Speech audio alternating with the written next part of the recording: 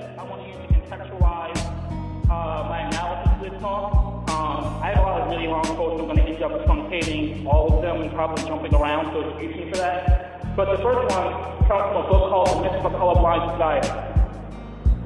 Discussions of racial inequity commonly dwell on only one side of the color line. We talk about black poverty, black unemployment, black crime, and public policy for blacks.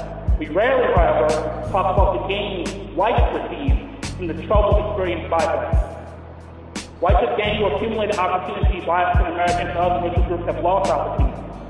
Whites have investigated racial inequity by focusing on the individual intentions and choices we concentrate on the relationship between white accumulation and black and Latino disaccumulation. Very small economic and social advantages have large cumulative effects over generations.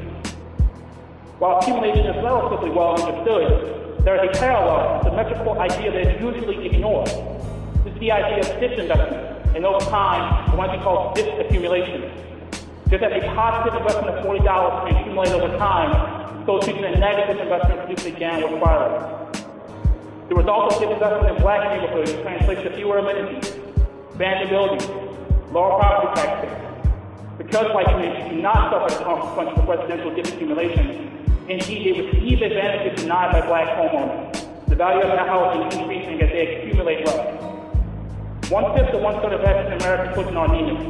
They account for the disproportionate number of children exposed to lead poisoning. Both problems impair intellectual functioning and school performance.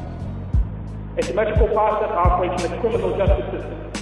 Frequently incarcerated black juveniles rather than sending them to home because the courts believe these young kids have fewer outside resources to help them. Racial realists believe that accumulation of wealth empowered by white Americans over the past 360 years is irrelevant to current patterns of racial stratification, and the use of race-conscious currencies to redress past injustices is therefore unnecessary.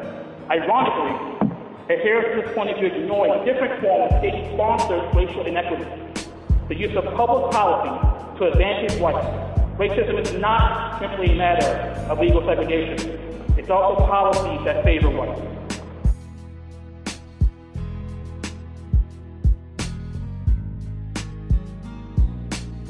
And this is basically sub-point one, basically my meta framework to analyzing race. So often we think of it in terms of individual biases.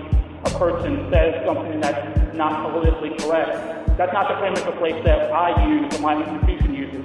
And specifically, I want you to think of race as a power relationship to institutions, to a history of policy in the country that goes back 360 years. So when we're talking about race, we're not just talking about individual biases. We're talking about the power discrepancy that accumulated not just to disadvantage some people, but the advantages certain groups have are in and of themselves a production of bias power. And we're going to talk about that specifically affecting Baltimore later in the talk. So the second quote that I want to use is from Hemingway. Some of you may have heard of it. I'm using this person very intentionally, and hopefully I'll have time to discuss why I'm using this particular author. The issue of making white students responsible to the politics of racial privilege is fraught with fear and anger that accompany having to rethink one's identity. Engaging in a pedagogy that prompts white students to examine their social practices and social belief systems in racial terms may reinforce the assumption that race is a stable category rather than historical and culturally constructed. Despite the tensions and contradictions that any pedagogy of whiteness may face, teachers should address those histories that have shaped the normative space, practices, and diverse relationships that white students have inherited to a legacy of racial privilege. Analyzing the historical legacy of whiteness as an oppressive racial force means that students must engage in a critical form of memory while working to foster a desire for racial justice in the present.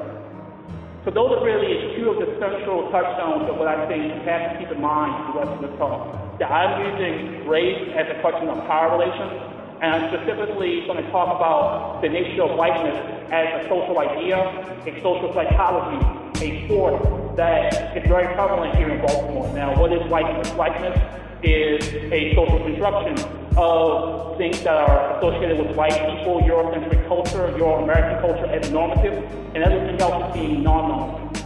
And one of the central arguments that it's hard for a lot of people to wrap their mind around the full extent of it, but essential for my organization's choice to engage in this type of work the way we do, is that there is a psychological power to whiteness in addition to a social and political one.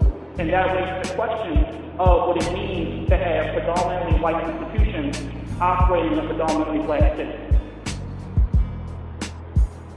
So, what is Baltimore? I was born and raised in Baltimore City, and I think one of the dominant narratives of this city is that it's part of the Northeast Corridor. And we would like to think of ourselves as a sort of scrappy younger brother of Philadelphia, New York, and other cities in the Northeast. If you actually look at Baltimore history, that's not really the case. Maryland, of course, was a slave state. And in addition to that, I think that really challenges the narrative of Baltimore as part of this northern, almost progressive culture. One thing that I really was surprised in doing my research for this talk was that when Union soldiers marched through Baltimore before the Civil War, they were actually attacked by Confederate supporters. And there was a Baltimore riot in the 1860s in which 16 people were killed. This Baltimore riot precipitated the Union to essentially occupy the state of Maryland for the duration of the war. Of course, well, not of course maybe all people here, but Frederick Douglass, one of the most famous African-American slaves, sort of a hero of mine, was a slave in Baltimore, in addition to being a slave in Western Maryland, as was Harry Tubman, a slave in the city of Maryland. And so when you're thinking about Baltimore, I think that the fact that most people from Baltimore consider themselves to be in a northeastern city obscures the racial heritage and the history of enforced legal racial segregation in the city. That to me is a very important thing to understand if you're going to do any work in this town. For example, Baltimore is one of the very first cities to have an official legislation on residential segregation. Some people almost say that we invented it in terms of having the first legal statute of racial segregation here. So I think that it's important to think about that because Baltimore didn't just become what it is. I live in a vacuum. It didn't become city home from the wire in a vacuum. It became what it is because of a long legacy of power relationships that include a slave experience that produced both a black underclass and Baltimore's also unique in having a black middle class throughout its history, pretty black middle class. And while that may seem to sort of show an example of possible progressive possibilities in Baltimore, I think that could be true, but it also raises complications in terms of how different forces in Baltimore operate politically. So let's look at it from a federal level. When we have the story of Baltimore, one of the central stories of Baltimore is, of course, urban decay. But how did that decay happen? And one of the arguments that I want to make is that decay was not race neutral, it was not obviously outside the context of race. On the contrary, it was from federal policy specifically for creating situations that facilitated white suburban life. So this is another quote from the same text. Not all federal housing policies were equally beneficial to all Americans. Racial and ethnic minorities, particularly black Americans, were often subjected to and victims of discriminatory housing practices on the part of federal government. One of the earliest institutional discriminatory policies was the policy of redlining. HOLC developed a map with 4 neighborhoods: A being best, B still desirable, C definitely declining, D has otherwise known as the red area. It was these areas, classification C and D, that a grid line was put around these neighborhoods on the map, which made them difficult for blacks and other minorities to obtain the right loans, if any, to purchase a house. During the first half of the 20th century, covenants were used to maintain the perception of stable neighborhoods. For example, covenants typically included restrictions on the racial and ethnic composition of potential buyers, limits on property use, limits on noise, and requirements to maintain yards and gardens. Covenants were legally binding contracts that required anyone who owned property, then or in the future, to achieve such conditions. Black Americans were systemically excluded from purchasing homes in neighborhoods with such restrictions. This is where it specifically applies to the general federal government community to the city of Baltimore. The story of broadcasting in suburban Baltimore provides a case point. In the early 1950s, Emerson Village was an older suburb located on the western suburban fringe of Baltimore City. Real estate agents attempted to convince white residents to sell their homes at below market price. Exploiting residency as a prominent property value, agents would tell white residents that blacks in the city were about to move into their neighborhood. Urban historians have documented that black women were paid to walk their baby carriages throughout white neighborhoods as real estate agents knocked on the doorsteps of white residents, hoping to visualize the effect of neighborhood racial change. Such practices were successful in Baltimore, among other cities.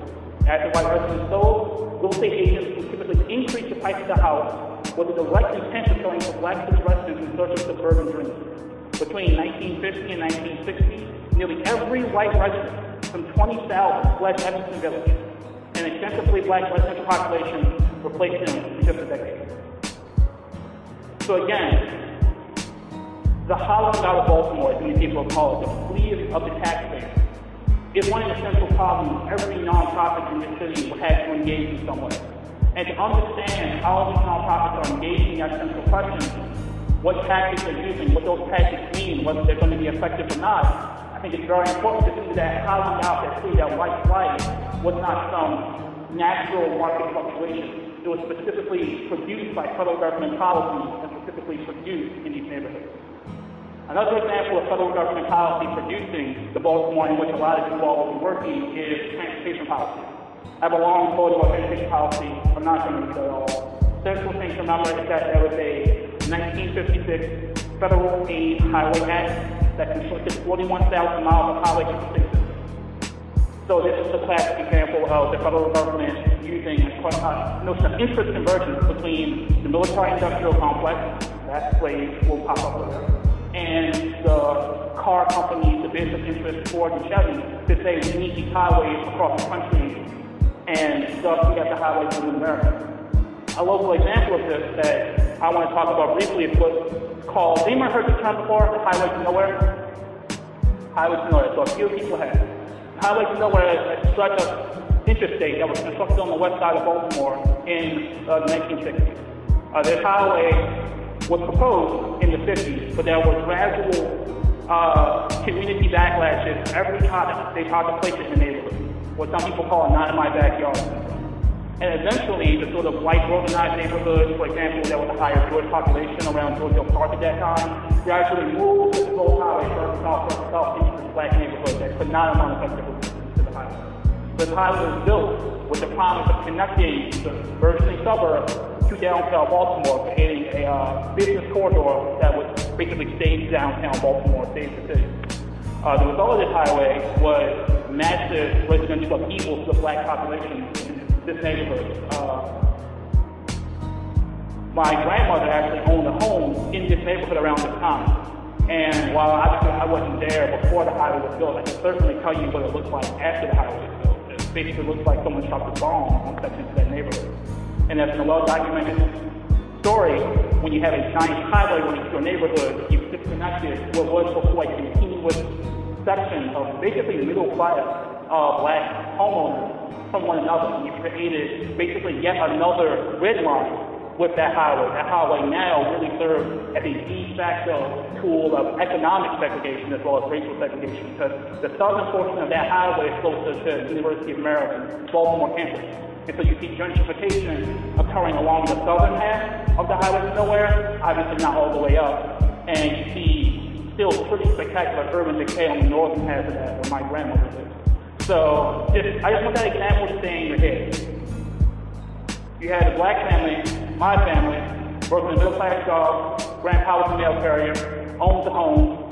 American dream would say that that home is appreciation value. You can pass that on to your children, and they have an asset by which they can build wealth. Because of federal government policies and because of the structure of power in the city, basically the opposite happens. You buy the home, and not only does not appreciate the depreciation value, the ancillary areas around the home continue to sort of manifest in urban decay, and you have basically used the wire. Again,